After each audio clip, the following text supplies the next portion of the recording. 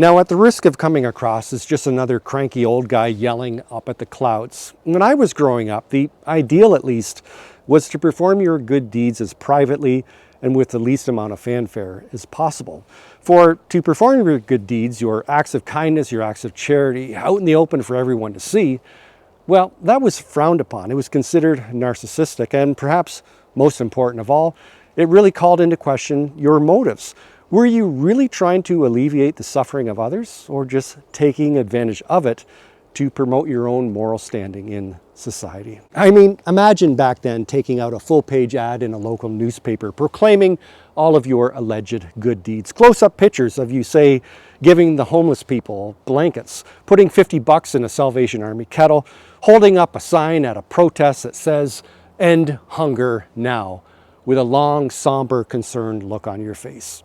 You would have been rightly mocked and ridiculed. It would have been so blatantly obvious to people back then that you were only taking advantage of someone else's misfortune for your own self-promotion. Yet, flash forward to today, and that sort of self-absorbed behavior is no longer considered a vice, but a virtue.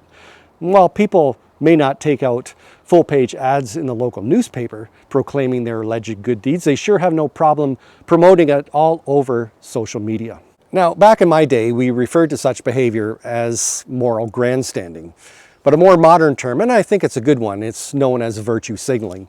Virtue signaling is when you signal your virtue publicly, letting everyone know how caring and what a moral, wonderful person you are, while doing absolutely nothing to earn that. Again, it's taking advantage of someone else's pain and suffering to advance your own moral status. It's morally repugnant, but oh, it's so progressive. Actually, this is nothing new. Virtue signaling has existed long before social media. It goes back to ancient times, even to the time of Christ. In Christ's famous Sermon on the Mount, in Matthew 6, verses 1 to 18, Jesus condemned three kinds of virtue signaling that existed in his day. They involved charity, speech, and piety. In Matthew 6, 1 to 4, Jesus warned about virtue signaling our acts of righteousness, our acts of charity. He told his listeners, don't be like those in their day who loved to go to the public markets, to the town squares, and with great fanfare announce their charity to the poor. Jesus said, don't be like that. Do that sort of thing privately. Don't even let your left hand know what your right hand is doing. Perhaps a modern day example would be after the tragic death of George Floyd. Many people gave large sums of money to BLM, and some took pictures of their donation receipts and then plastered it all over social media, letting everyone know how much they were against racism. It was that sort of narcissistic, self-promoting behavior that Jesus loathed. In Matthew 6, verses 5 to 15, Jesus then warned about using virtuous-sounding rhetoric, virtuous-sounding speech. He told his listeners not to be like those who, again, love to go to public places, the markets, the town squares, and make loud, lengthy, and showy prayers, letting everyone know how holy they were. And those most guilty of that sort of behavior were the religious elites who loved to dress apart. They loved to wear long flowing robes with long tassels coming from their sleeves, letting everyone know how holy, what men of God they were.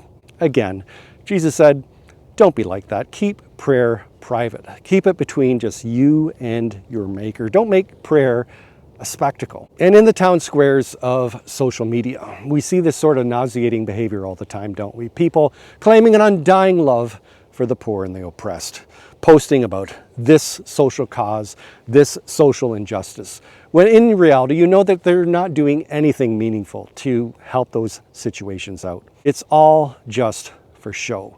It's all about self-promotion. It's all about virtue signaling. And thirdly, in Matthew 6, verses 16 to 18, Jesus condemns showing off one's personal piety. Back then, fasting was important to many people, depriving oneself of food for numerous days. It was seen as an act of devotion to God, an act of spiritual self-sacrifice. And just like anything, it was open to abuse. There were those who poured ashes over their heads and walked around with long faces, making sure everyone knew the pain and the self-sacrifice that they were having to endure. And again, Jesus said, stop it, don't do that. Keep those things private between you and your Maker. Our modern day culture has much to learn from Jesus. Now, as you've noticed, I've filmed this video vertically since most people now watch videos on their phones. What are your thoughts? Should I continue with this format or are you against it? Let me know your thoughts in the comment section down below. Subscribe, hit the notification bell, and I hope to see all of you next Thursday. Bye for now, and God bless.